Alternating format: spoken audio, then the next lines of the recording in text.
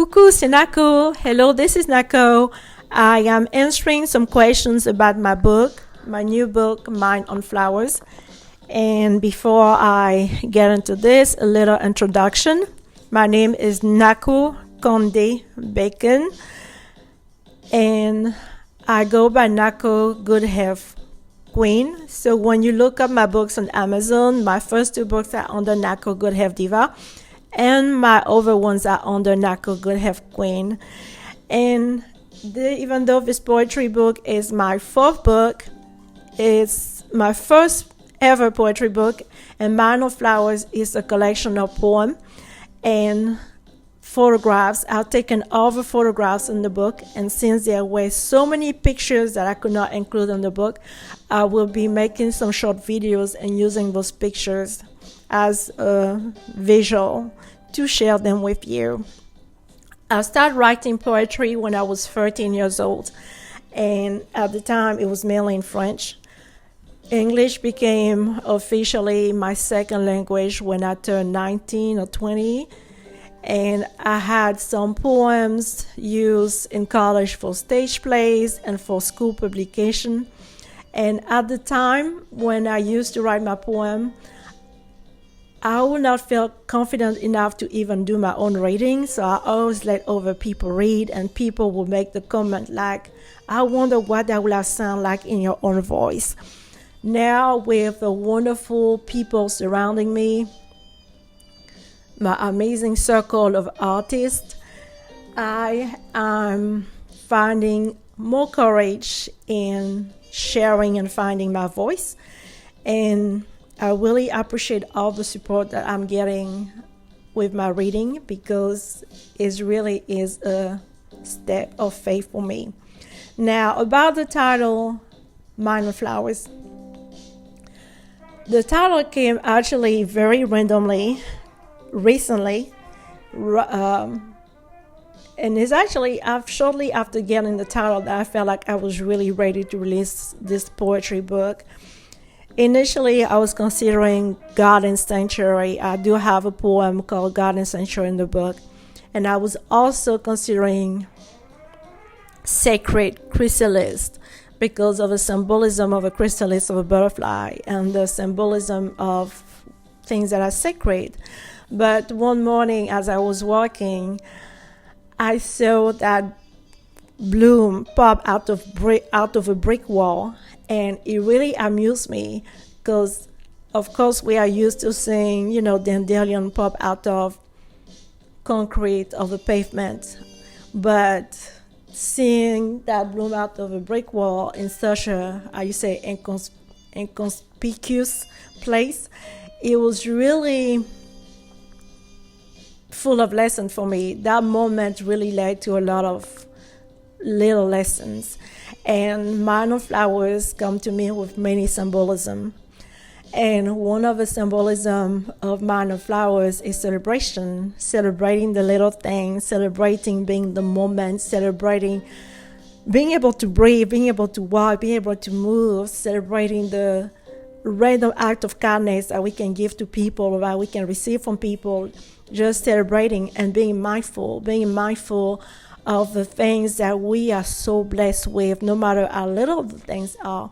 So Mind on Flowers is a celebration, and Mind on Flower is also an inspiration to nurture ourselves, because we know it's ingrained that giving is a must, that we must give. It's ingrained in us to be givers. But one thing that's not ingrained in us, that to give, we have to give. You cannot give anything you don't have. And if you give, you can only give so much for so long until you go on empty. And when you get low on things to give, when you go on empty, when you feel like you have nothing else to give mentally or physically or both, it sucks. It sucks, and we feel guilty about it. And it sucks because it's not natural. And the reason why I feel like it's not natural is because we are coded, we are programmed to be like that little seed. It's not natural for a seed to sit on your shelf, right? It's natural for that seed to be in the ground and do wonderful things in the ground, to be fruitful. So I feel like it's unnatural for us to feel like we don't have anything to give, because when we really pay attention, no matter how small it is, we all have something to give. And we get our joy and our pleasure by recognizing this and by tapping in it. But the only way we can have something to give is to nurture it. We have to nurture that seed. We have to nurture ourselves, mind, body, soul, spirit. We have to take care of ourselves. And unless we do this, we won't be fruitful. And it's like, when you are a gardener, you do all that physical work. You have to get the ground ready. You have to plant the seed. You have to put the manure. You have to water. You have to be able to carry a bag of soils. You have to do so much physical work. But in the process of doing that work, it's not just that seed that's going to transform into fruits weeks from now. It's also you that's transforming. There's something about you there's something about the whole process that's transformative. Like you are sowing in the ground, but you are releasing stress, you are releasing traumas and dramas and angers and resentments and unforgiveness. There's so much that goes into that process while you are working that soul. And when you do that work, it changes you. You may not even realize that it's changing you, but it's changing you. So you are transforming. And just like that little flower that lets you know that your strawberries are coming, just like nature have a way of saying, I remember the work was not in vain. Like when you plant a seed, you see those little buds, those little blooms that tell you my tomato is on the way, my okra is on the way. You have those hints from nature. It's like nature saying nothing is lost on me. Your work was not in vain. So everything that you invest in yourself, that 30 minutes, that 20 minutes, those 3 days vacation, everything that you invest in nurturing yourself is like that seed. You are going to be fruitful. You're going to be bountiful. You're going to be abundant and juicy and profitable. And it's also one thing, Mind of Flowers is also the symbolism of the harvest, because when you see the bloom, you know that you're going to harvest your strawberries. You know you're going to harvest your okra, your cucumbers. So that bloom is a symbolism of a harvest that's coming. And the harvest is a lesson in life that little thing that you sow always brings so much more than what you're going to reap. So that little thing that you're giving is going to have so much more coming back to you. And the beauty of a harvest is that you don't just harvest more than enough for yourself. You harvest more than enough, not just for the people around you, your very immediate people around you. You also harvest more than enough for people you may not even know. You become so bountiful that your gift, your ability, your juice, your joy, your love, your peace, it just overflow and spill over people. And that's the beauty of Mind of Flowers, is knowing that you have something that's programmed and that is coded in you to produce something so bountiful and so beautiful and so cathartic. But unless you nurture it, you're not going to have it. So these are Mind of Flowers are reminders of mindfulness, gratitude, appreciation, thanksgiving, nurturing yourself, love, peace, harmony.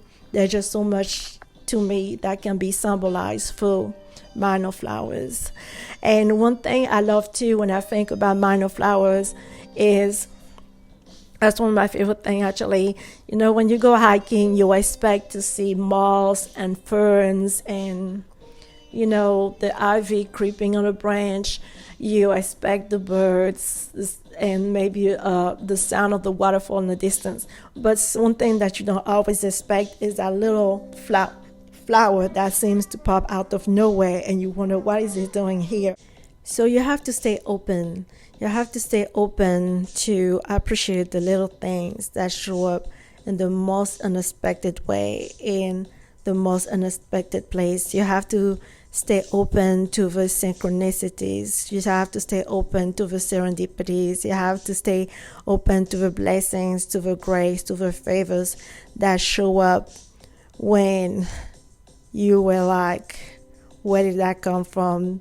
This is so weird. This is like impossible. And you have to stay open to it, especially when you are going through things, when you feel like the breakthrough is just impossible. And nature has a way of giving you those little hints and those little cues to speak to you, to tell you, keep going. I got you. I am your source. Keep going. You are not alone. Keep going. I will always watch over you. I got your back. It's like spring that comes after the winter. It's like the rainbow that comes after the storm. You can be going through something and be like, this is it. This is it. I don't think there's any solution to this. And some way, somehow, when you spend time in nature or spend time nurturing yourself, there's that life that's being breathed back into you.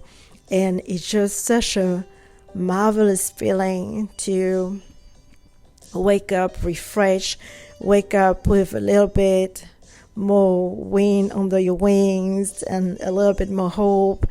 And this is one thing that I pray, that as you read this book, that you will feel refreshed, inspired, heard, loved, reassured that there's love, there's grace, there's favor, there's healing, there's harmony, there's peace available to you and for you, regardless of what you are going through or maybe going through at any given moment. So get your mind on flowers. You can contact me for signed copies, or you can order the book on Amazon. If you're in the Chattanooga area, you're still welcome to buy your book on Amazon and contact me to sign the book afterward. And if it's possible, please donate some copies to schools, to youth programs, to local libraries, school libraries, barbershop, any place where you think that you could donate copies of a book, or any person that you know may benefit from copies of a book. Please spread the love, please.